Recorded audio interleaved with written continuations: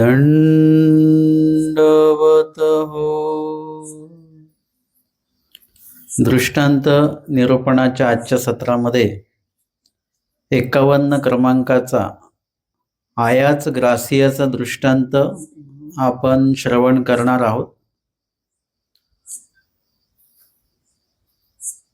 प्रवर्तले तरी सकळही गोमटे आपणची करीती, जैसा आयाच ग्रासियाचा. परमेश्वर ज्ञान देऊन उतराई होतात हे आधीच्या दृष्टांतामध्ये आपण बघितलेलं आहे. आणि एखादा जर व्यक्ती आहे, जसं त्या दृष्टांतामध्ये सांगितलं की परमेश्वर बळेच एखाद्याला धर्मी लावत नाहीत, त्या जीवाला ज्ञान देतात आणि बाजूला होऊन जातात. आणि जर का एखादा जीव जो आहे तो ज्ञान श्रवण केल्यानंतर ईश्वरी धर्मी जर का तो प्रवृत्त होत नसेल, तर मग परमेश्वर देखील आवश्यक तेवढे प्रयत्न करतात. त्याच्यानंतर मात्र परमेश्वर देखील लक्ष देत नाहीत. आवश्यक आणि त्याने जसं सारंग पंडित आहेत किंवा दादोस आहेत, दायंबास आहेत, यांना आमच्या स्वामींनी अनेक वेळा त्यांनी अनुसरावं म्हणून त्यांच्याशी संवाद साधलेला आहे देवाने. दायंबा तर त्यामध्ये बोधवंत होते, ओल्या गुणाचे होते. त्यांनाही स्वामींनी अनुसरणाच्या संदर्भात अनेकदा सांगितलं, परंतु त्यांनी मात्र अनुसरणाचा जो काही कड आहे तो काही त्यांनी केलेला नाही. मग अशा जीवाच्या बाबतीमध्ये एक विशिष्ट वेळपर्यंत परमेश्वर प्रयत्न करत असतात, परंतु तरी देखील जो जीव परमेश्वराच्या ज्ञानानुरूप आचरण करत नाही त्यांना परमेश्वर मग लक्ष देत नाही त्यांच्याकडे.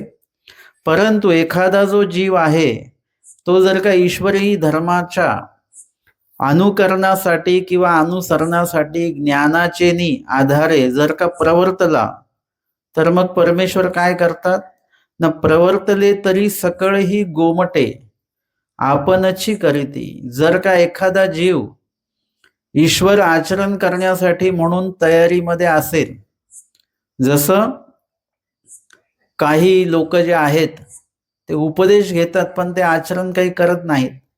त्यांना वाटतं हे आचरण आपल्याला जमेल का नाही जमेल वगैरे. परंतु इथे सांगितलं की एखादा व्यक्ती जर का प्रवर्तला, म्हणजे ते आचरण करण्यासाठी म्हणून उभा राहिलाच, तर सकळही गोमटे म्हणजे परमेश्वर सर्व सहाय्य करतात.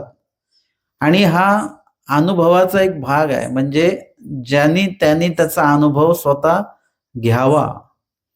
म्हणून काही जे काही उपदेशी मंडळी आहेत ते वचनांचाच घोग घेत नाही. एका ठिकाणी आचाराचा वचनांचा घोग द्यायचा विषय आला, ते म्हणाले आम्ही उपदेशी आहोत तर आम्ही वचनाचा आचाराच्या वचनांचा घोग घेतला तर चालेल का? चालेल ना, का बरं असं? ते म्हणाले नाही, आम्हाला सांगितलं गेलंय की तुम्ही ग्रस्त आहात तर तुम्ही आचाराचा घोग घ्यायचा नाही. जर का त्याचं तुम्ही पालन नाही केलं तर तुम्हाला दोष लागेल. परंतु कधीतरी ज्या व्यक्तीला जेव्हा ते वचन सांगितल्या जाईल, तर प्रत्येक व्यक्ती लगेच थोडी तयारीमध्ये असेल की लगेच वचन ऐकून लगेच आचाराला गेला, असं असेल का? नसणारच आहे तसं. त्याला त्या वचनाचं आधी सूत्र ते लक्षात येईल, त्याच्यानंतर त्याचा अर्थ कळेल, मग त्याचं आचरण लक्षात येईल, आणि तदनंतर मग ते आचरणामध्ये त्याला आणण्यासाठी त्याची ती मानसिकता ती होण्यासाठी त्याला थोडासा वेळ लागणार. प्रत्येक जीवाला तो वेळ लागत असतो. अशक्त व्यक्ती आहे, त्याला औषध द्या, तो लगेच घेत नाही, त्याला थोडासा वेळ लागतो. एखादा पदार्थ त्याला खायला द्या, त्याला तो खायला वेळ लागतो थोडासा.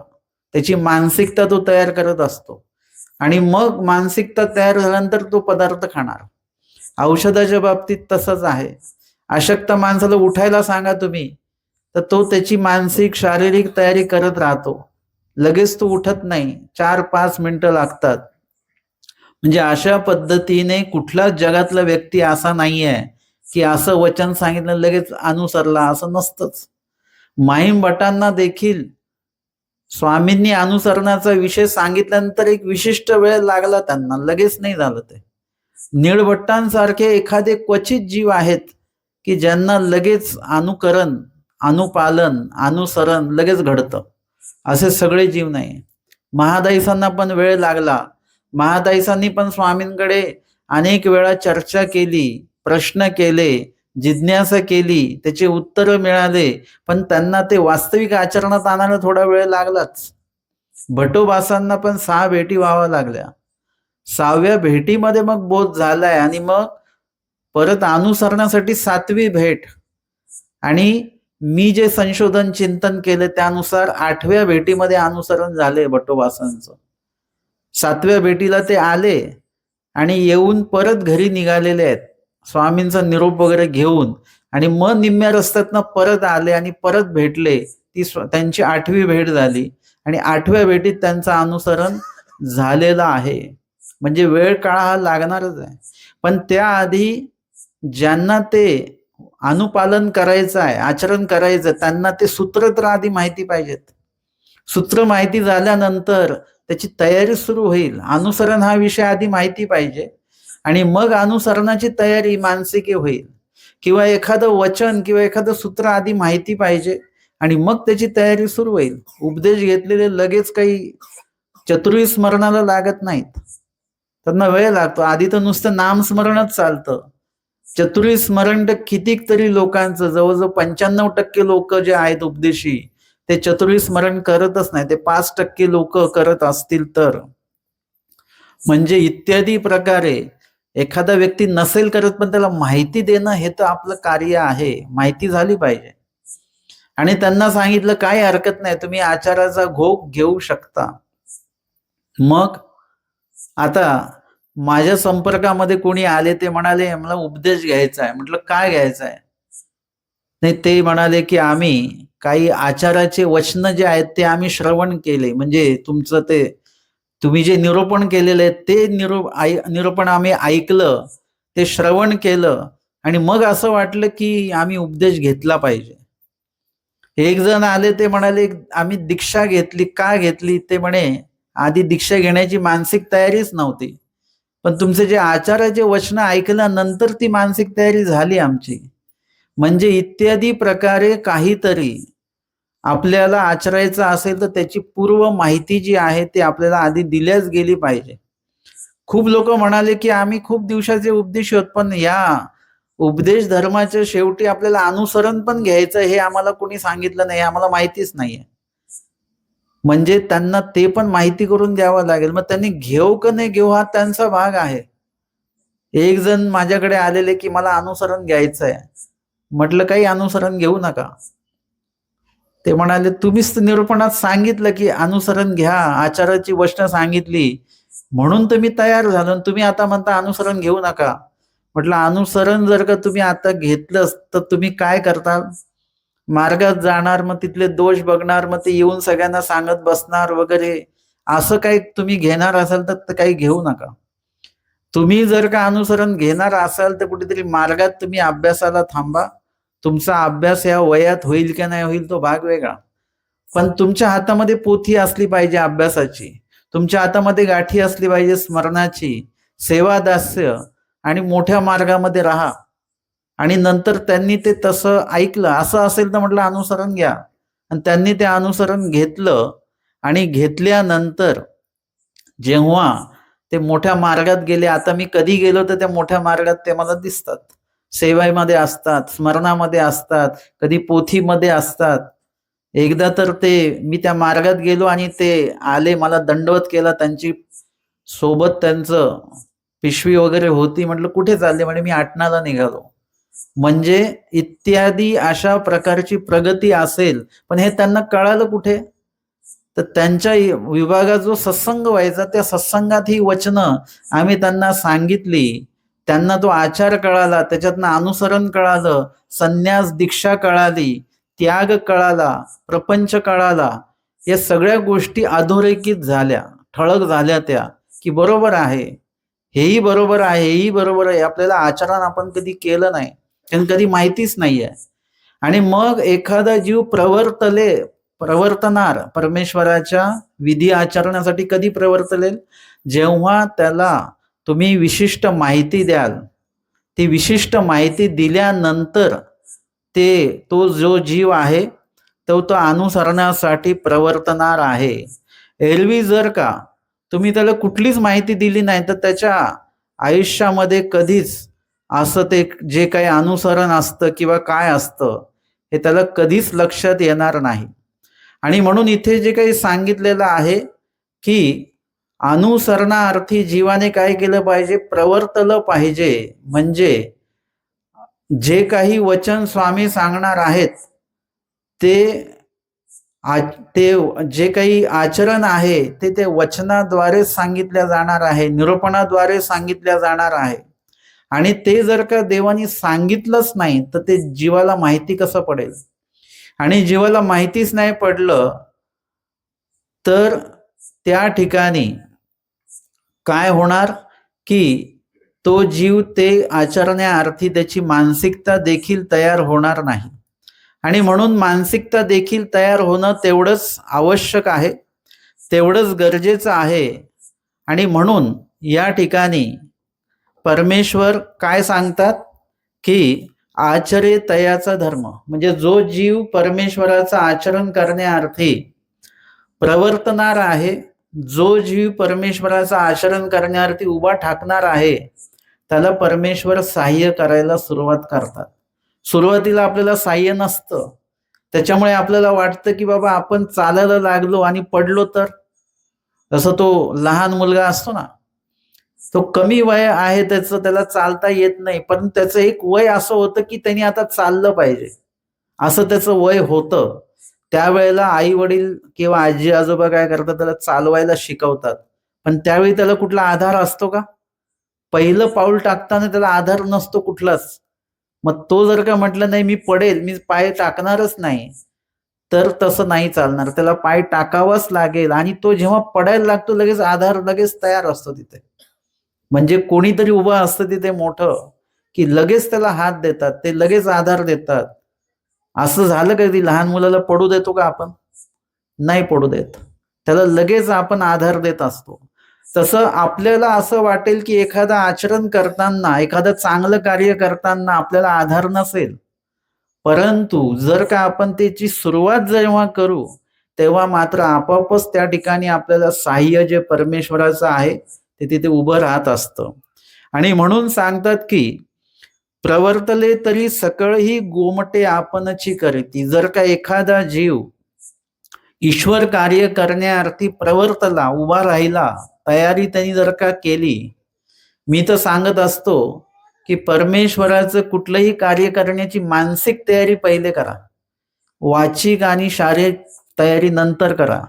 पहिले मानसिक तयारी, मनामध्ये चांगलं कार्य करण्याची मानसिकता पहिले मनामध्ये आणा. आणि कुठलीही क्रिया जी असते ती मनात एकदा आली की ती वाचेमध्ये आपोआप येते. आणि मानसिक आणि वाचिक झालेली क्रिया प्रत्यक्ष आपोआपच होऊन जात असते. ती आपल्याला नंतर करावी नाही लागत, ती आपोआप होते.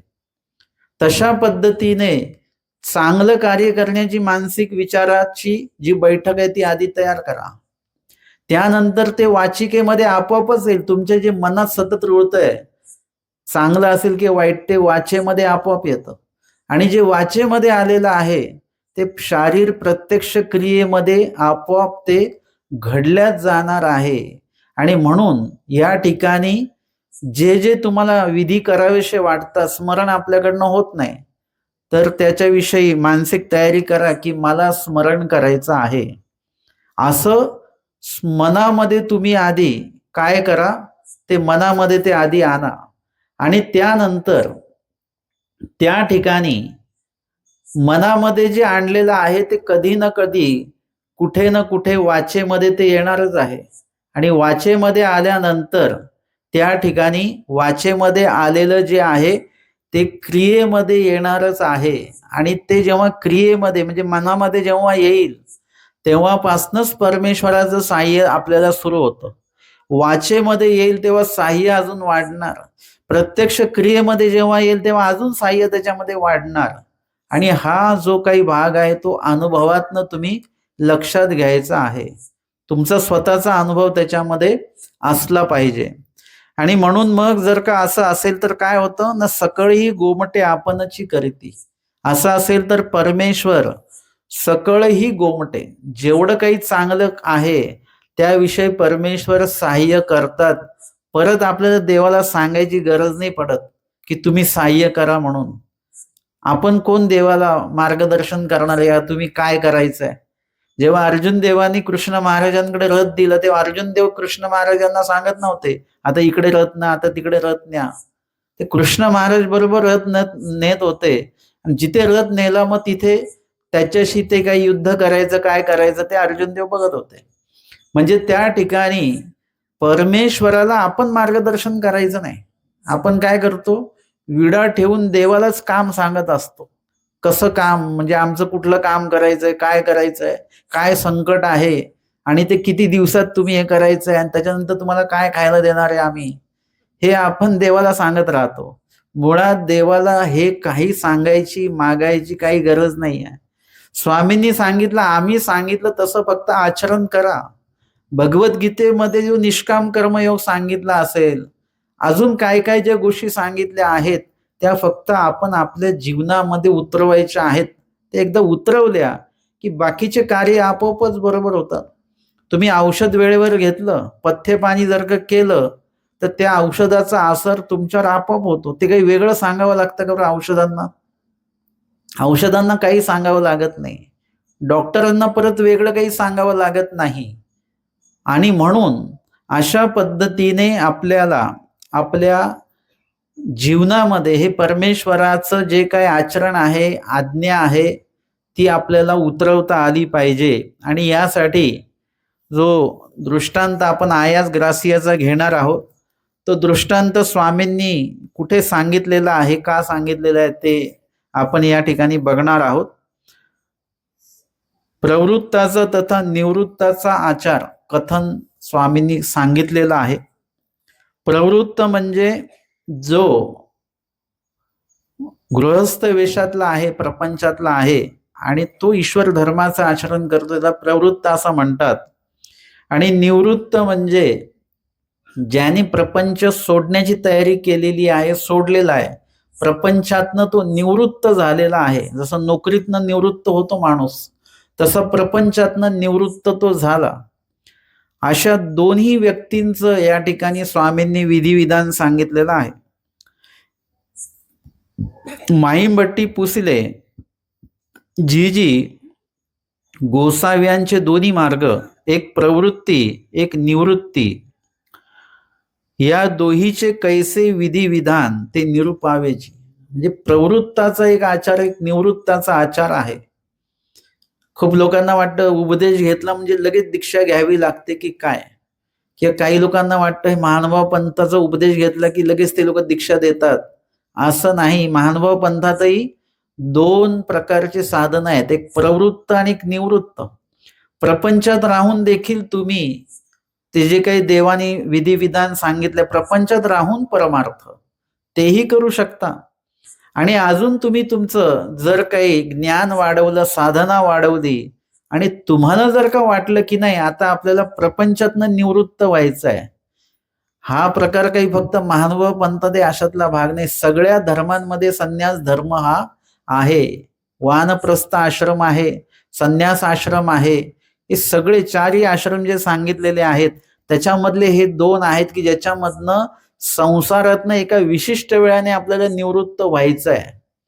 आपल्या घरामध्ये जर काय खूप वेळेला उगाच जे वाद होतात अंतर्गत परिवारामध्ये, ते खास करून वेळेवर आपण प्रपंचाचा त्याग किंवा निवृत्त जे झालं पाहिजे एका विशिष्ट वेळानंतर आणि एका विशिष्ट वयानंतर आपण प्रपंचातल्या काही भागातनं निवृत्ती पत्करली पाहिजे.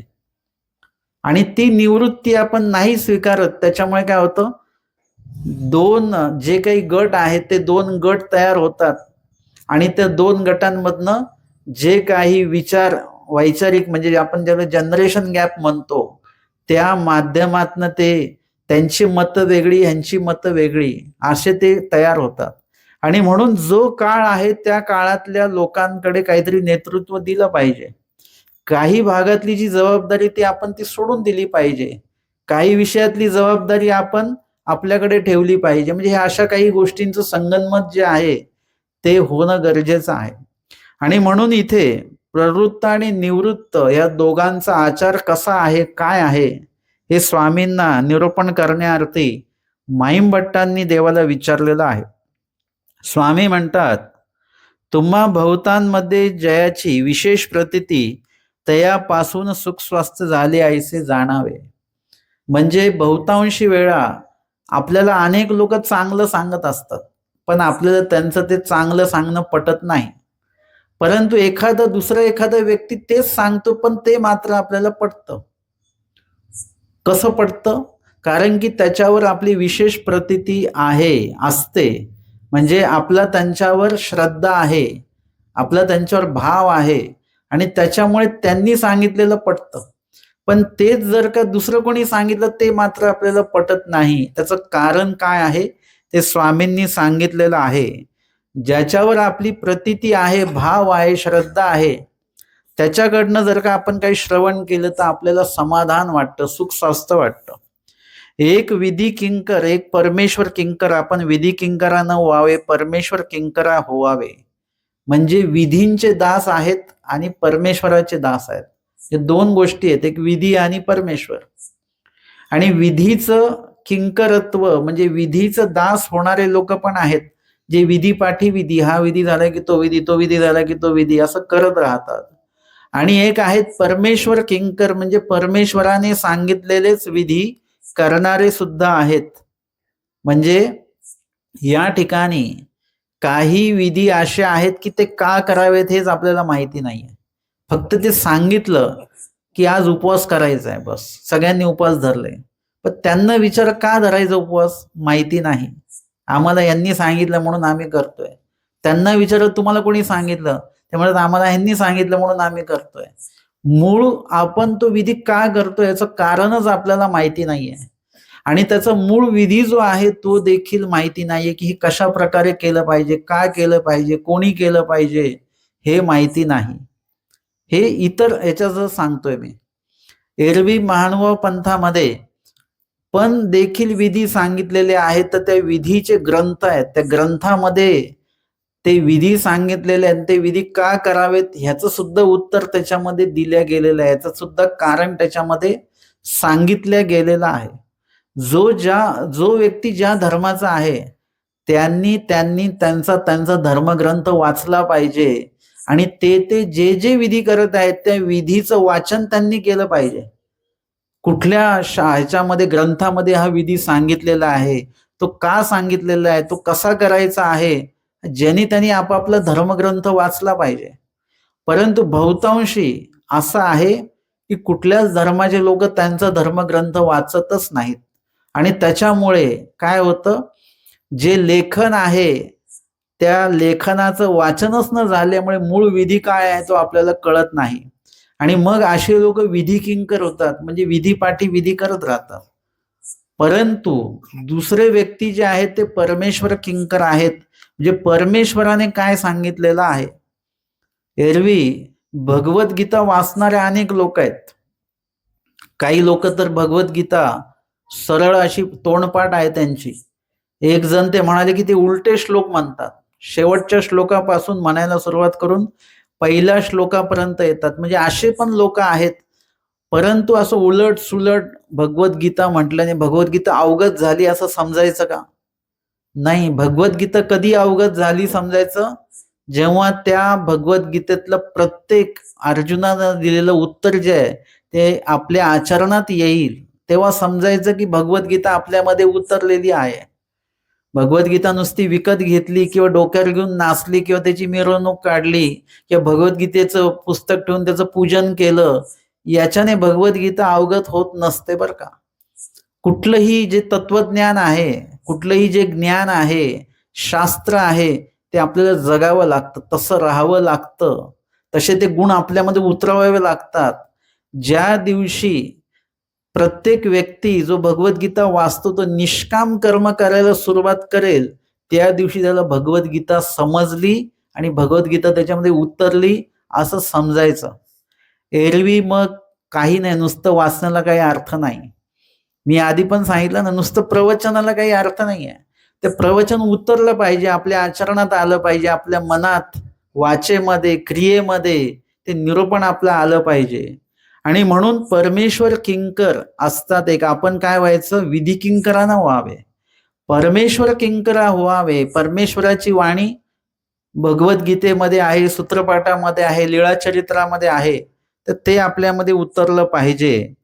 आणि विधी भावातीता व्हावे, विधी आणि भाव याच्या अतीत व्हायचं. म्हणजे जे अज्ञानयुक्त विधी आहेत, ज्या विधींना कुठल्याही ज्ञानाचा भाग नाही आहे, ते फक्त लोकोक्तीने, शास्त्रोक्तीने किंवा लोकोक्तीने, सोक्तीने आपल्यापर्यंत आलेले आहेत, ज्याला ज्ञानाचा कुठलाच आधार नाही आहे, असे विधी आणि असे भाव आपण उगाचच आचरत बसायचे नाही.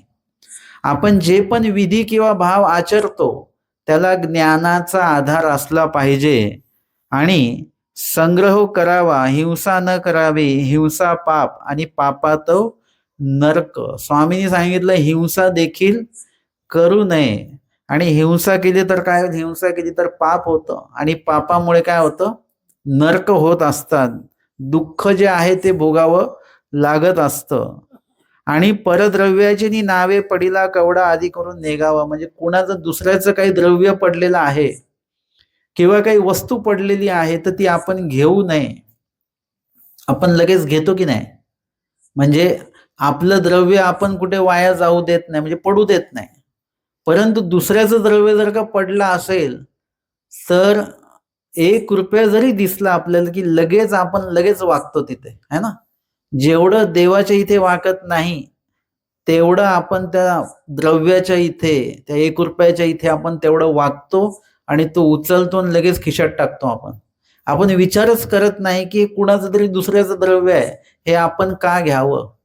स्वामींनी हे जे वचन सांगितलंय ना, हे वचन म्हणजे अर्थशास्त्र आहे बरं का. जर का आपण याचं बारकाईने जर का अभ्यास केला या वचनाचा, की परद्रव्याची नावे पडिला, म्हणजे पर व्यक्तीचा जो पडलेलं कवडा आधी करून जे काही द्रव्य आहे मूल्यवान, जे पण काही असेल, मग त्याच्यामध्ये एखादी मूल्यवान वस्तू पण आली, दागिना पण आला, पदार्थ पण आला, द्रव्य पण आलं, ते आपण घेऊ नये. असं जर का हे वचन जर का सगळ्यांनी पाळलं तर जगातनं भ्रष्टाचारच निघून जाईल. भ्रष्टाचार हा प्रकार होणारच नाही. दुसऱ्याचा पैसा लुबाडायचा नाही, घ्यायचा नाही, हिसकावून नाही घ्यायचा, चोरून नाही घ्यायचा, आणि कोणाचं काही द्रव्य पडलेलं असेल तेही आपण घ्यायचं नाही. म्हणजे जर का आपण ह्या वचनाचं नुसतं पालन केलं तर याच्यामध्ये अर्थशास्त्र आपल्याला दिसून येतं की जगातनं भ्रष्टाचार हा प्रकारच निघून जाईल. आपले पैसे कुठेही पडलेले असतील तर आपल्याला निश्चित माहिती असेल की ते तिथेच असतील, ते कोणीही उचलणार नाही. आपण जेव्हा केव्हा जाऊ तिथेच भेटतील आपल्याला. म्हणजे हा जो काही विधी सांगितलेला आहे, हा विधी प्रत्येकाने अनुपालनामध्ये तो काहीतरी आणला पाहिजे. आणि तो आपण अनुपालनामध्ये आणल्यानंतर त्याचं आचरण जर का आपण केलं तर निश्चितच ते काय ₹200 उचलल्याने आपण काही श्रीमंत होत नाही, आणि नाही उचलले ते पैसे तर काय आपण काही गरीब राहत नाही. त्या द्रव्यावर आपलं काही अवलंबून नसतं. त्यावेळेला आपण सुद्धा, म्हणजे आपला हात त्या वस्तूला लागला की आपण त्याच्यामध्ये निमित्त होत राहतो, आणि उद्या त्याचा जो काही उपयोग होईल अशा पद्धतीने जे भेटलेलं द्रव्य असतं ते चांगल्या कार्याचे कधीच उपयोगी लावल्या जात नसतं. असं वाटतं की हे मिळालंय द्रव्य, आता काहीतरी आपण या द्रव्याचा उपभोग घेऊया, आणि चुकीच्याच कार्यासाठी, चुकीच्या पदार्थांसाठीच तो द्रव्य जे आहे ते उपयोगी जात असतं, असा अनुभव आहे. आणि तुम्ही जे कष्टाने कमवलेले द्रव्य असतात ते तुम्ही अजिबात वाया घालवत नाही, ते जतन करून ठेवतो आपण. ते सांभाळून ठेवत असतो आणि असं जे मिळालेलं असतं त्याचं आपण जतन करत नाही आणि ते सुद्धा आपलं जतन करत नसतात. कारण की ते द्रव्य सुद्धा चुकीच्या पद्धतीने जर का आलं असेल तर ते द्रव्य आपलं देखील नुकसान करत असतं. आणि म्हणून स्वामींनी सांगितलं अशा प्रकारचं जे द्रव्य आहे ते घेऊ नये. हा प्रवृत्ताचा आचार, हा प्रवृत्ताचा आचार आहे, म्हणजे चांगलं कार्य करण्यार्थी जो प्रवृत्त झालेला आहे, ईश्वराचं सांगितलेलं करण्यासाठी प्रवृत्त झालेला जो प्रापंचिक व्यक्ती आहे त्याच्यासाठी हा आचार सांगितलेला आहे. त्यांनी असं जर का केलं तर तो देवाकडे जाऊ शकतो आणि जर का त्यांनी तसं नाही केलं तर तो देवाकडे जाऊ शकत नाही. जसं वार्षिक परीक्षा जर का द्यायची असेल तर त्यासाठी आधी घटक चाचणी, 6माही परीक्षा वगैरे सगळं द्यावं लागतं. असं जर का दिलं तर वार्षिक परीक्षेची तयारी त्या परीक्षांमध्ये असते. मग तो व्यक्ती वार्षिक परीक्षा सहजपणे देऊ शकतो. आणि असं म्हणतात की बाबा ते 6माहीचे का कसले मार्क त्या वार्षिक परीक्षेमध्ये मोजल्या जातात वगैरे, किंवा त्याचा रेफरन्स घेतला जातो की मागच्या या परीक्षेत त्यांनी चांगले मार्क कमवलेले आहेत. म्हणजे अशा पद्धतीने आपल्याला जर का देवाकडे जायचं असेल किंवा चांगलं व्हायचं असेल तर आपल्याला चांगल्या गोष्टींचा विचार करावा लागेल, चांगल्या गोष्टी बोलाव्या लागतील, चर्चा करावी लागेल चांगल्या गोष्टींची आणि चांगल्या गोष्टी कराव्या पण लागतील प्रत्यक्ष. तेव्हा जाऊन कुठेतरी आपण परमेश्वराकडे जाणार आहोत किंवा चांगले होणार आहोत. आणि माहिमभट्ट विचारतात जी जी निवृत्ताचा आचार कसा आहे बरं, ज्याला संन्यास घ्यायचा आहे किंवा घेतलेला आहे तर त्यांच्यासाठी सांगतात की प्राप्त विषयाचा त्याग करावा. म्हणजे जे काही आपल्याला आयुष्यामध्ये भेटत राहतं, खूप गोष्टी भेटतात आपल्याला, ज्या आपल्याला आवश्यक असतात त्या पण भेटतात आणि ज्या आवश्यक नसतात त्या पण वस्तू आपल्याला भेटत राहतात, है ना. आता एवढ्या थंडीमध्ये सुद्धा कोणीतरी शरबत आणून देतं आपल्याला, लिंबाचं शरबत. आता खरंच सांगा बरं, याच्यामध्ये या थंडीमध्ये आवश्यक आहे का ते? नाही, आवश्यकता नाही आता त्याची. उन्हाळ्यामध्ये मिळालं तर ठीक आहे. म्हणजे काही गोष्टी, काही पदार्थ, काही वस्तू हे आपल्याला आवश्यक नसतात पण ते आपल्याला भेटतात. त्यावेळेला आपल्याला ते नाही म्हणता आलं पाहिजे. ज्याला मधुमेह असतो ना त्याला गोड पदार्थ भेटतात. ज्याला गोड खायचं आहे त्याला कोणी गोड विचारत नाही आणि ज्याला गोड खायचं नाही त्याला बंद केलेलं आहे त्याच्याकडे 10 गोड पदार्थ घेऊन येतात लोक, हे घ्या, हे घ्या, हे घ्या. त्यावेळी आपल्याला प्राप्त विषयाचा त्याग म्हणजे आपल्याला नाही म्हणता आलं पाहिजे बरं का. आपण म्हणतो आता ते एवढं देतात आग्रह करून तर मग थोडंसं खावं लागेल. असं थोडं थोडं खाता खाता खाता आपली प्रकृती बिघडते. म्हणजे आपण साधारण आपल्या प्रकृतीची काळजी घेऊ शकत नाही. देवधर्म हा तर खूप लांबचा विषय आहे. आपल्याला जो पदार्थ खायला नाही सांगितला तो पदार्थ आपण नाही म्हणू शकत नाही. आपल्याला तो खायला मिळाला की लगेच आपण तो खातोच खातो, सोडत नाही आपण. खूपशा वस्तू अशा मिळतात की त्या वस्तू कोणी देऊ केल्या तर आपण बघितलं पाहिजे आपल्याला या वस्तूची गरज आहे का. गरज नाही आपल्याला तर ती वस्तूला नाही म्हणता आलं पाहिजे आपल्याला. आपण काय म्हणतो, येऊ द्या. आता त्याचं काही काम नसतं, ते आपल्या घरामध्ये अडचण म्हणून ते काम करत असतात बरं का. आणि खूप वेळा आपल्याला भेटलेल्या वस्तू आपण उगाच आता भेटलेल्या आहेत म्हणून घरामध्ये त्या जागा आपण अडवून ठेवत असतो, त्या अडचणीच्या होतात. ठीक आहे, कोणीतरी ते स्नेह म्हणून दिलेले आहेत तर ते ठेवावे लागतात. पण खूप वेळा आपल्याला वस्तूची गरज नसताना आपण त्या वस्तू घेऊन येतो, घरामध्ये विकत घेऊन येतो आणि अडचण म्हणून ते ठेवतो. म्हणजे हे प्राप्त होतं आपल्याला, पण जर का आवश्यकता नसेल तर त्याला नाही म्हणता आलं पाहिजे आपल्याला. आवश्यकता असेल तर निश्चितच हो म्हणता आलं पाहिजे. आणि कधी कधी असं पण होतं की ज्या गोष्टींची आवश्यकता आहे त्या गोष्टी पण आपल्याला भेटतात परंतु आपण त्या मात्र घेत नाही, त्याला आपण नाही म्हणून जातो. निरूपणाला नाही, है ना. असं पण असतं की आपल्या घराच्या जवळ निरूपण असतं परंतु आपण मात्र त्या निरूपणाला येत नाही. कशी मानसिकता असते. आपल्या घराच्या बाजूला काहीतरी चांगलं कार्य चालू आहे परंतु ते मात्र आपण त्या कार्यामध्ये सहभागी होत नाही. काहीतरी चांगलं पुस्तक आपल्या बाजूला आहे पण ते काही वाचायला आपण घेत नाही. पेपर घेऊन घेतो, पण पुस्तक मात्र ग्रंथ असेल तर तो काही आपण वाचायला घेत नाही. आणि इतर ज्या गोष्टी प्राप्त होतात ज्याचा आपल्या जीवनाला कधी कधी उपयोगच नसतो, त्या गोष्टी मात्र आपण लगेच स्वीकारत राहतो. तर स्वामींनी त्याचा त्याग करता आला पाहिजे, त्या गोष्टीला नाही म्हणता आलं पाहिजे असं सांगितलेलं आहे. आणि मग त्यांनी त्यागाचा भाग विचारलेला आहे की त्यागामध्ये सगळ्यात चांगला त्याग कुठला आहे, तर मळवत त्याग तो निर्गुण सांगतात. आणि मग पुढे स्वामी निरूपण करतात आणि मग हेही सांगतात की परमेश्वरा लागी काळ कुळू लोक ये तिने अंगवावी. आणि त्याग करताना कसा करावा ना, तळ हाते भाली आणावी. एखादा त्याग करायचा असेल तर तो कसा करावा ना, तळ हाते भाली हाणावी. म्हणजे कसं, भाला असतो तो मोठा असतो आणि भाली असते ती भाल्यासारखीच आहे, पण आकाराने ती छोटी असते, म्हणजे बाणापेक्षा थोडीशी मोठी. आणि ते जेव्हा ती भाली जेव्हा फेकतात, तेव्हा ती फेकताना ती इतक्या वेगाने फेकली पाहिजे की ज्याच्या अंगावरती फेकल्या जाते त्याला ती कळत नाही. आपल्याला भाली फेकायला नाही सांगितली देवाने, म्हणजे कोणाला इजा पोचवायला नाही सांगितलेलं आहे. तळ हाते भाली हाणावी, जशा प्रकारे तो भाली हाणणारा व्यक्ती पटकन भाली घेऊन पटकन फेकतो, त्या समोरच्याला एकदम लागल्यानंतर कळतं की आपल्याला ह्याने फेकून मारलं बरं का. तोपर्यंत कळत नाही, इतका वेग त्याच्या भाली टाकण्यामध्ये असतो. तशा प्रकारे त्याग करताना आपल्याला तशा प्रकारे त्याग करता आला पाहिजे. म्हणजे चांगली गोष्ट करायची असेल तर जगाला ते सांगत बसायचं नाही. लगेच तो त्याग करून, चांगली क्रिया करायची असेल तर त्याची जाहिरात करू नका, ती चांगली क्रिया करून मोकळे व्हा. तुम्ही जर का ती क्रिया चांगली केली ती नंतर जगाला आपोआप कळणारच आहे. पण जगाला कळून ती क्रिया करू नका, त्याचं प्रदर्शन करू नका, त्याची कुठल्याही प्रकारची जाहिरात करू नका, त्याची प्रसिद्धी करू नका.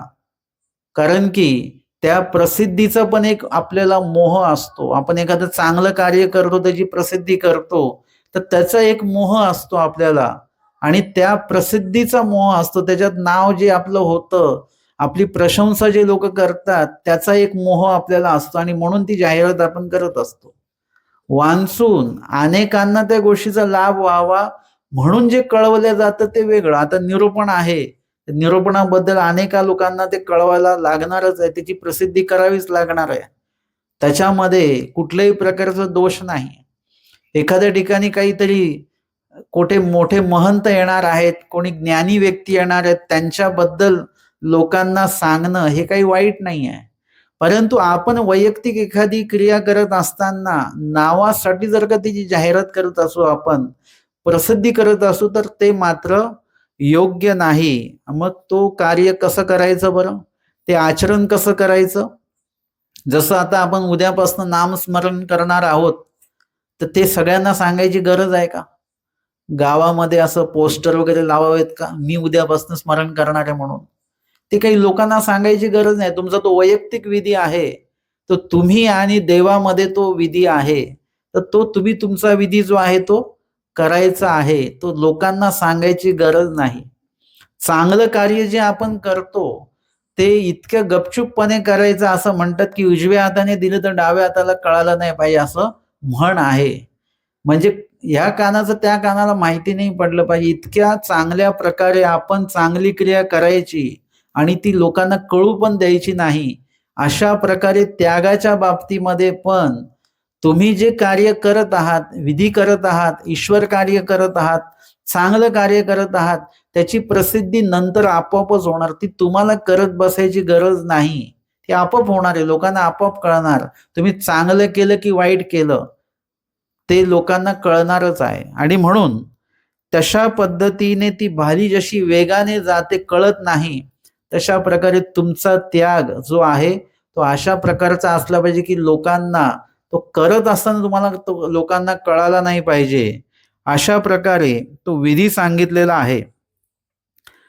आणि ते कसं असतं, ऐसी ये तैसे निघून जावे, म्हणजे तळ हाते भाली हाणी जे ते जाता कवणाही न दिसे. ती जाताना कुणाला दिसत नाही. ऐसी ये तैसे निघून जावे, तशा प्रकारे आपण त्याग करावा. येर ते दिसे तैसे निघावे नाही. इतर गोष्टी अशा दिसतात जाताना वगैरे, म्हणजे हळूहळू ते जातात वगैरे, काही त्याची प्रक्रिया सगळी दिसते, तशा प्रकारे त्याग करू नये. पटकन त्याग करून मोकळं व्हावं. माईम विचारतात की कोय धर्माचरेत, कोय धर्म समाचरेत, म्हणजे या धर्माचं आचरण कोण करू शकतं बरं? तुम्ही प्रवृत्त पण सांगितले आणि निवृत्त पण सांगितले, म्हणजे प्रपंचात राहून पण धर्म आचरायचा आहे. एखादे म्हटले नाही आम्हाला निवृत्त व्हायचं, आम्हाला प्रपंच सोडून धर्म आचरायचा आहे. एखादे म्हटले नाही आम्हाला निवृत्त काही व्हायचं नाही, आम्हाला काही संन्यास घ्यायचा नाही, आम्हाला प्रपंचातच राहून धर्म आचरण करायचं आहे. अशा प्रकारे प्रपंचात राहून धर्म आचरण किंवा प्रपंच सोडून धर्म आचरण, अशा धर्माचं आचरण कोण करू शकतं बरं? कुणीही व्यक्ती करू शकतो का? तर स्वामींनी त्याच्यावर उत्तर दिलेलं आहे की समर्थो धर्माचरेत, समर्थो धर्म माचरेत, म्हणजे समर्थ व्यक्ती जो आहे तोच धर्म माचरेत, म्हणजे धर्माचं तो आचरण करू शकतो. म्हणजे जो व्यक्ती असमर्थ आहे तो व्यक्ती धर्माचं आचरण नाही करू शकत. जर का सांगितलं की वचन पाठ करायची आहेत, ते म्हणाले आमच्याने पाठ होईल का? पहिलाच प्रश्न हा आला. म्हणजे तो व्यक्ती कसं समर्थ की असमर्थ? तो असमर्थ आहे, त्याच्याने आता वचन पाठांतर होणार नाही. त्यांना जर का सांगितलं हे एवढं झाडून घ्या बरं निरूपणाचं स्थळ, त्यामुळे एवढं जमेल का आम्हाला झाडायला एकट्याला? म्हणजे काय झालं? असमर्थ झाला. आम्ही त्या दिवशी पहिल्या दिवशी बघितले ते 3-4 छोटे छोटे मुलं ह्या गाद्या उचलत होत्या. आता त्यांच्या वजनाच्या पण नाही बरं का, त्यांच्यापेक्षा त्या गाद्यांचं वजन जास्त आहे. परंतु त्यांना सांगितलंय गाद्या लावा इकडे अशा. त्यांनी सकाळी बघितले होते, संध्याकाळी त्यांनी त्या गाद्या बरोबर लावल्या त्या पोरांनी. म्हणजे ते उलट ते तर असमर्थ आहेत, पण त्यांनी म्हटलं का की आमच्याकडनं होणार नाही ना. ते समर्थ धर्माचरेत, समर्थ धर्म माचरेत, त्यांना सांगितलं, त्यांनी उचललं. ती सुरवी होती, तिला ते उचलत पण नाही ते, तरी पण तिने एका बाजूनी उचललं बरं का. एका बाजूनी त्या रसिकांनी उचललं, त्या जयदीपनी उचललं, आणि अशा 3-4 ते गाद्या टाकल्या. म्हणजे त्यांनी तर म्हटलं पाहिजे होतं हे आमच्याच्याने होणार नाही, उलट मोठ्या लोकांनी येऊन ते टाकलं पाहिजे, मोठेच लोक बसतात त्याच्यावर, आम्ही का टाकावं? परंतु ते समर्थ झाले की नाही आम्ही टाकू हे, आणि त्यांनी ते टाकून दाखवल्या. म्हणजे तुमचं कुठल्याही चांगल्या कार्यासाठी तुम्ही अशी भूमिकेमध्ये असले पाहिजेत. आम्हाला जमणार नाही म्हटलं की, म्हणजे आता आम्ही कोणाला काही सांगितलं आणि त्यांनी जर का असं विचार केला की समजून जातो की हा व्यक्ती काही करू शकणार नाही. त्यांनी नाही म्हणण्याच्या आधीच त्याच्या हावभावावरून लक्षात येतं की हा व्यक्ती या बाबतीमध्ये असमर्थ आहे.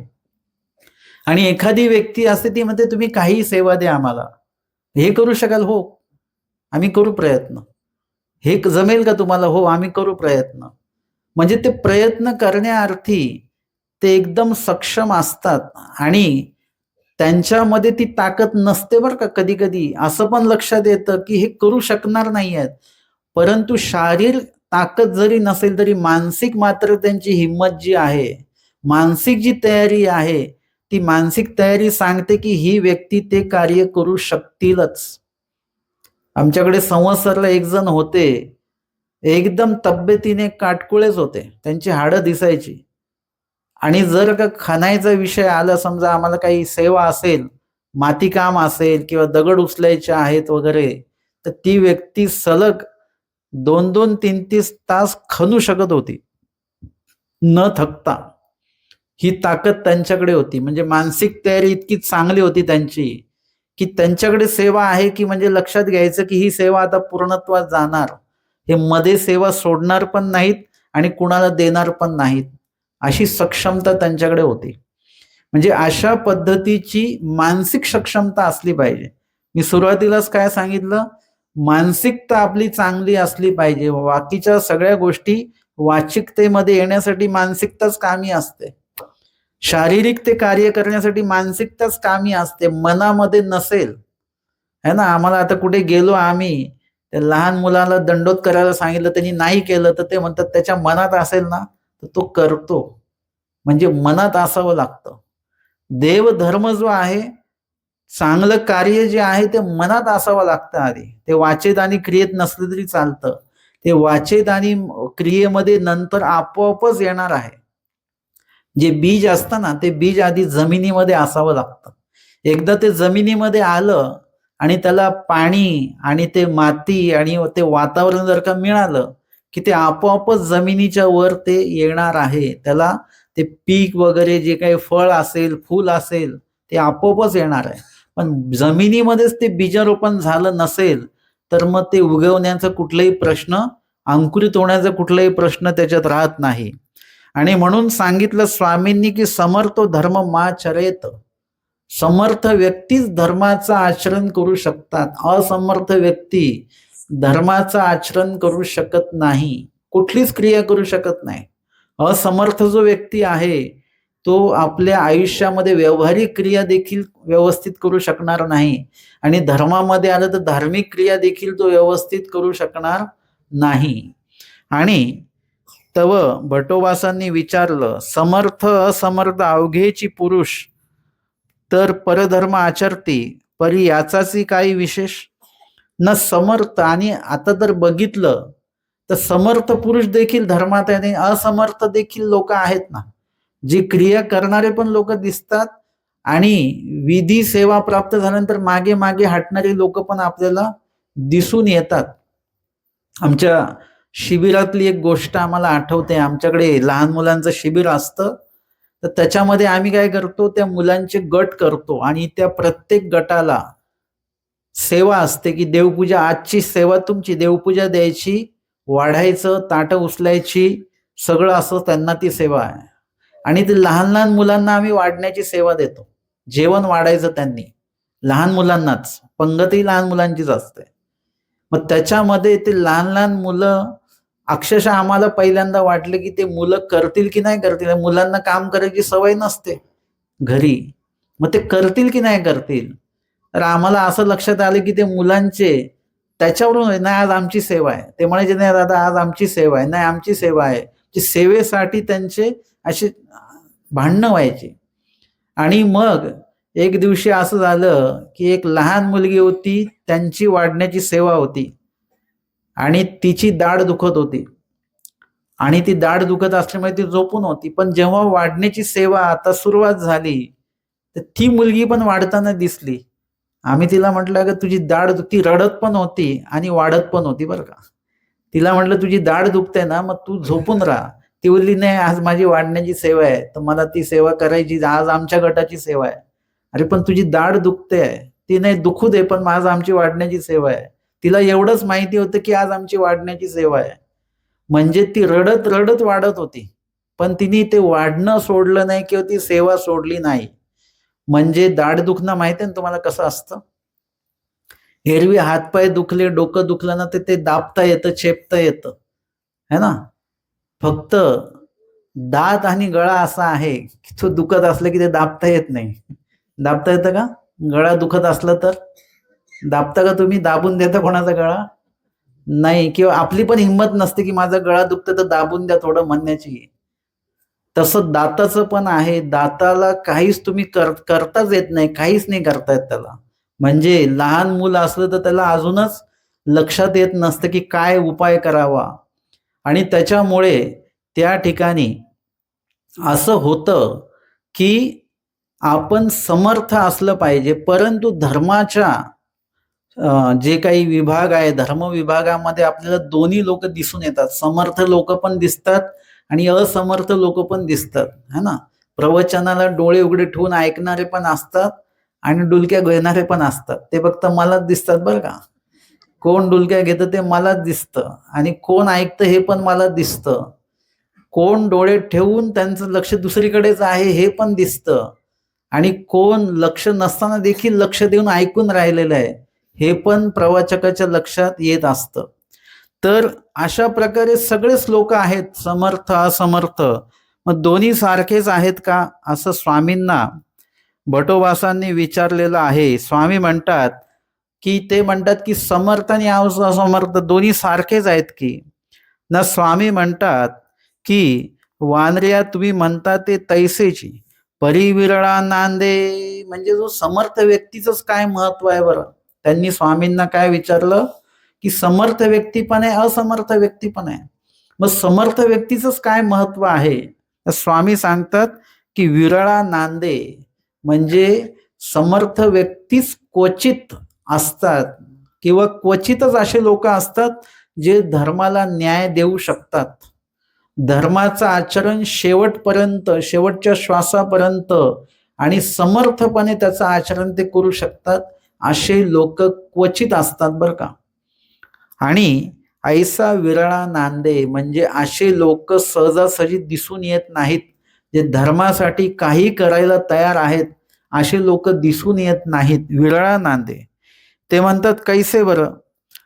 स्वामी सांगतात रणा माझी सौरे झुंजा लागी रेगेती. म्हणजे एखाद्या युद्धामध्ये शौर्य म्हणजे शौर्य व्यक्ती जो आहे तो आपल्या शौर्यपणामुळे त्या युद्धामध्ये सहभागी होतो. आणि असे अनेक लोक शूरवीरच असतात. युद्धामध्ये जे जातात ना लढण्यासाठी ते सगळे लोक शूरच असतात. पण त्या शूरामध्ये एक मरेती, एक भंगेती, एक पळेती, एक पडेती. म्हणजे प्रत्येक जण जिंकत नाही. त्यातले काही लोक मरून जातात दुसऱ्यांच्या घावाने, कारण त्यांच्यापेक्षा शूर कोणीतरी असतं. एक भंगेती, एक पळेती म्हणजे एखाद्याचं जे काही हात पाय वगैरे आहे तो भंगल्या जातो. एक पळेती म्हणजे एक जण पळून जातो. ते सगळं समोरच्या सैन्याचं आक्रमण बघून हा ते रण सोडून पळून जातो. एक पडेती म्हणजे एक जण पडतात खाली, ते लढू शकत नाहीत. म्हणजे इत्यादी प्रकारे काही शूर असतात ते असमर्थ ठरतात. लढता लढता अपयशी ठरतात.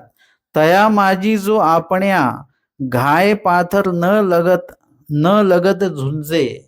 आणि त्याच्यामध्ये एखादा शूर असा असतो जो स्वतःला घाय पाथर म्हणजे खोल घाव किंवा वरवडे घाव लागू न देता, म्हणजे अजिबात शस्त्र स्वतःला तो लागू देत नाही, इतकी चपळता त्याच्यामध्ये आहे. आणि न लगत झुंजे म्हणजे स्वतःवर कुठल्याही प्रकारचा आघात होऊ न देता, शस्त्र लागू न देता जो लढतो. सकळा ते पराभवी आणि सकळांचा पराभव करतो. तो विरळा म्हणजे तो व्यक्ती क्वचित असतो. नाहीतर बहुतांशी अपयशी होणारे लोक आपल्याला जास्त दिसतात. पळणारे लोक जास्त दिसतात. माघार घेणारे लोक जास्त दिसतात. म्हणजे इत्यादी प्रकारे जे काही असमर्थ लोक आहेत ते असमर्थ लोक आपल्याला अधिक प्रमाणामध्ये दिसून येतात. परंतु समर्थपणे शेवटपर्यंत लढणारा, स्वतः जिंकणारा आणि इतरांना हरवणारा व्यक्ती आपल्याला क्वचितच बघायला मिळत असतो. हे समर्थत्व जे आहे ते समर्थत्व शेवटपर्यंत पाळणारा हा क्वचितच व्यक्ती असा असतो. आणि म्हणून तो विरळा नांदे असं सांगितलेलं आहे. तयाचा पवाडा पडेती, त्याच व्यक्तीचं नाव निघतं. तेने तो नांदे प्रसिद्धी होय. आणि त्याला स्वतःची प्रसिद्धी करायची गरज नसते, त्याचं कार्यच त्याची प्रसिद्धी असते. आणि मग महिमभट्ट विचारतात की आम्हा ऐसे विषयी त्याग केवी होवेल. म्हणजे आम्हाला असा त्याग कसा काय घडेल बरं, कारण की आम्ही तर सुख वस्तू आहोत. एवढं कठीण त्याग आम्हाला कसा घडेल. तर स्वामींनी परत एक उदाहरण दिलं की एखादा जो राजा असतो तो कसा आहे ना, सेवंतयाचे आरल खुपे म्हणजे शेवंतीचं जर का त्याला फुलाची शेज केलेली असेल तर कदाचित त्या फुलाची एखाद्या पाकळीचा देठ त्याला खुपू शकतो, ऋतू शकतो. एवढा तो राजा कसा असतो, नाजूक असतो. तोची खांड्या भाल्याचे घाय आडे देवडे साहे. म्हणजे जो राजा तुम्हाला इथे राजमहालामध्ये ऐश्वर्य सुख वस्तू भोगताना दिसतो, अगदी त्याच्या झोपताना त्याच्या अंगाखाली जर का एखाद्या फुलांच्या पाकळीचा देठ जरी आला तरी त्याला तो रुततो, इतका तो नाजूक असतो.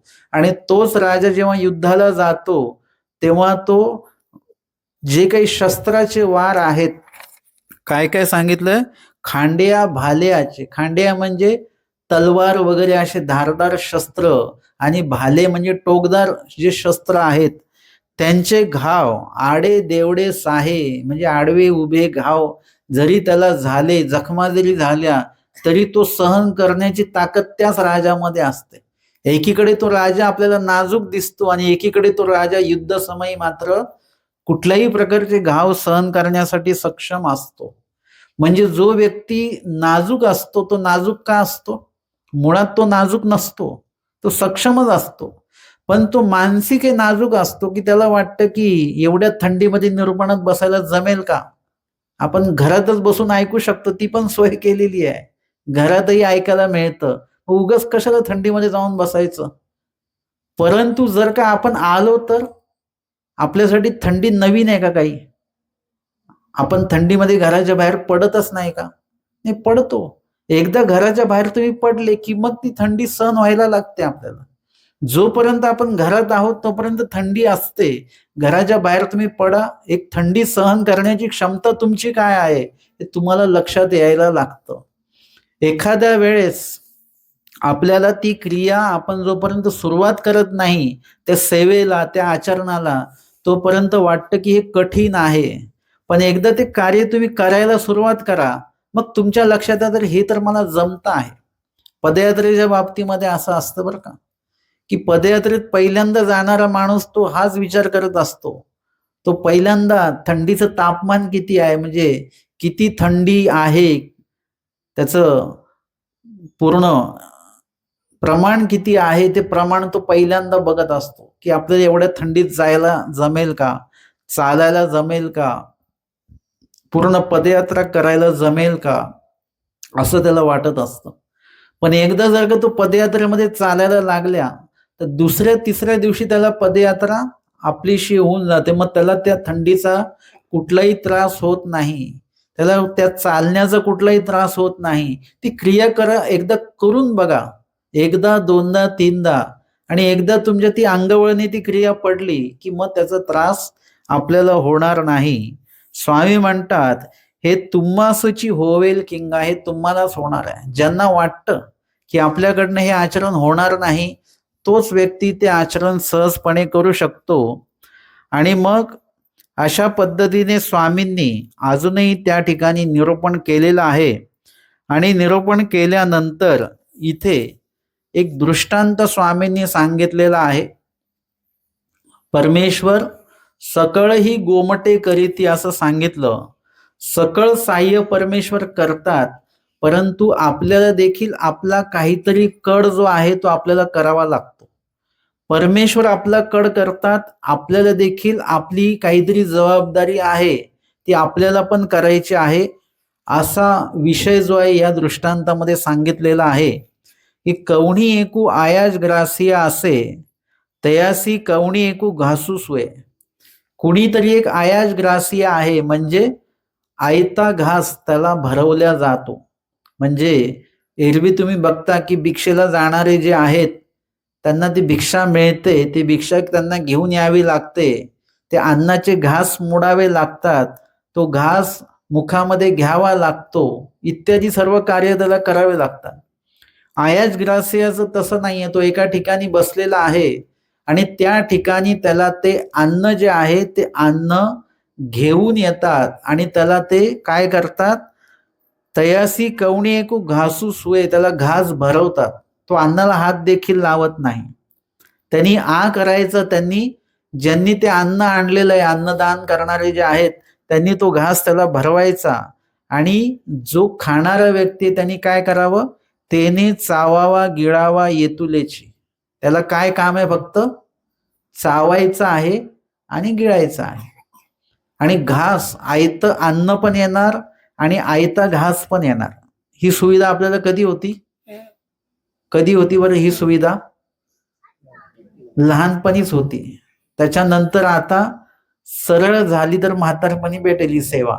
ते पण घरातले चांगले असतील तर ही सेवा उपलब्ध होईल, नाहीतर मग ती पण सेवा नाही.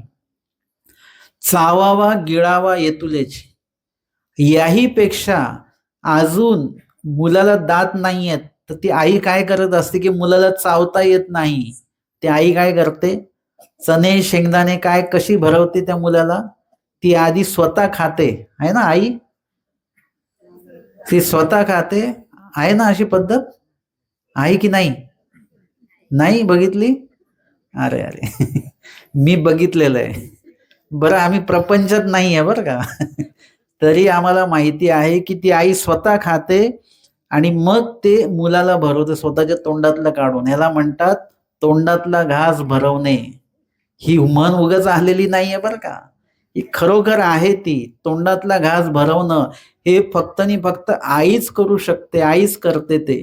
त्या मुलाला ते खायला पण द्यायचं आहे आणि त्याला ते चावत पण नाही आहे. अशा वेळेला ही सुरुवातीच्या काळातली प्रक्रिया आहे.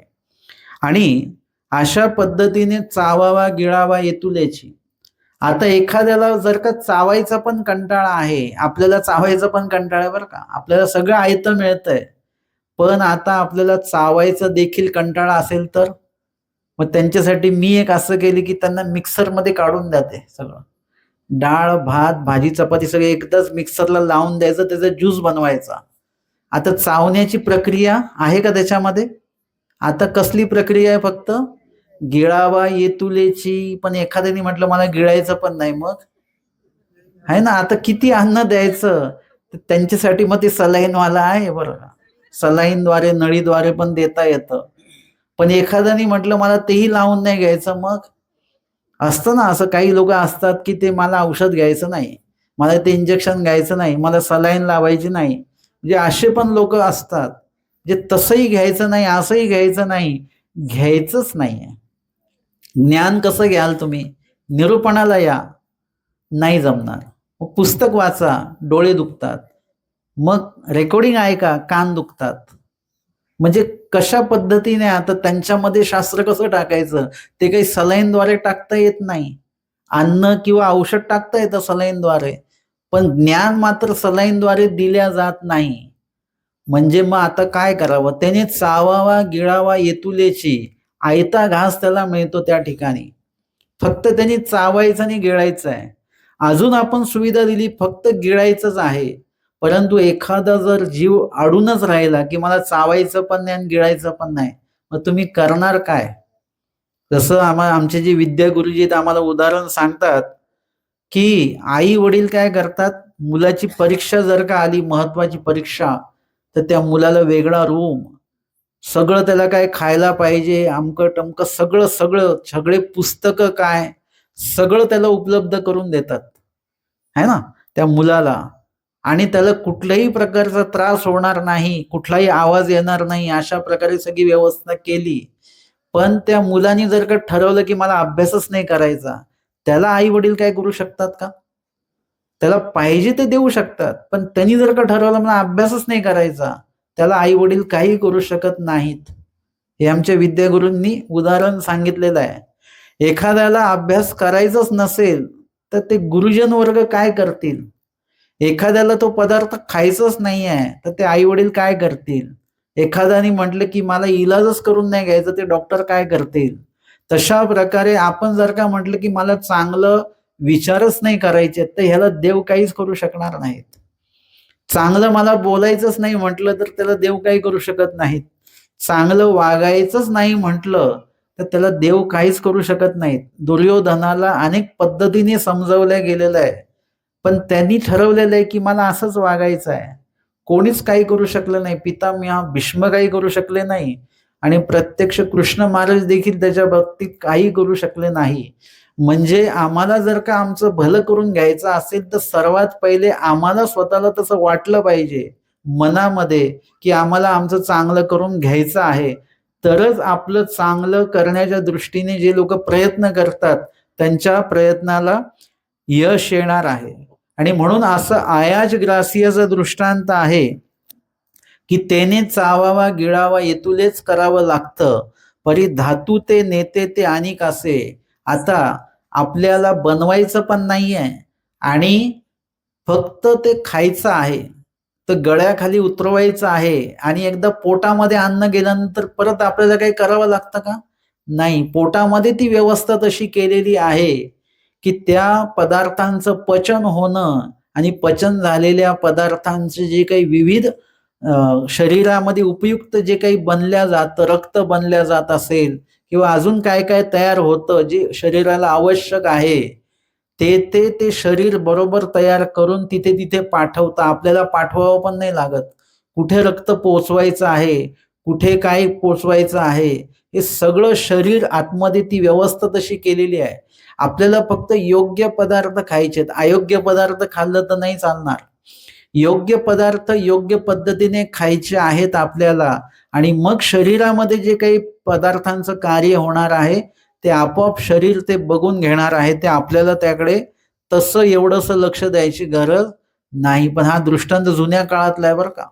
जुन्या काळामध्ये पदार्थ देखील उत्तम होते, खाणारे लोक देखील चांगले होते आणि खाल्ल्यानंतर त्यांचा व्यायाम वगैरे जो पूरक झाला पाहिजे तेवढा तो होत होता. परंतु आत्ताच्या काळामध्ये पदार्थ जरी उत्तम असले तरी आपली खाण्याची वेळ चुकीची आहे. पदार्थ जे आहेत ते चुकीच्या वेळेत चुकीचे पदार्थ चुकीच्या पद्धतीने खातो आहोत आपण, तर आपल्याला आपल्या शरीराकडे लक्ष द्यावंच लागतं. आधीच्या काळामध्ये मात्र तसं नव्हतं. तैसे पुरुषे उभया ठाकुनी प्रयत्न करावा ये तुलेची. मग याचा आपल्याला सिद्धांतार्थ काय सांगतात की चांगलं करण्यार्थी आपण मानसिक तयारी करावी आणि उभं राहावं चांगलं कार्य करण्यासाठी. नव्हे ते पुरविती परमेश्वर सहाय्य करीती. नव्हे ते पुरविती म्हणजे जे उपलब्ध नाही ते परमेश्वर उपलब्ध करून देतात. ते चांगलं कार्य परमेश्वर पार पाडतात. जर का ती वस्तू नाहीये तुमच्याकडे, ती वस्तू उपलब्ध होईल. पदार्थ नाही तर पदार्थ उपलब्ध होईल.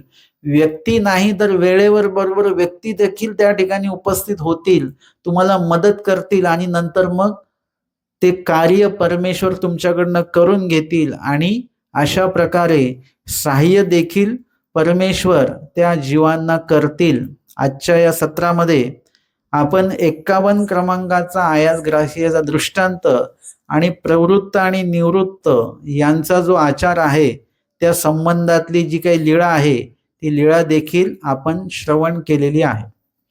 दंडवत हो.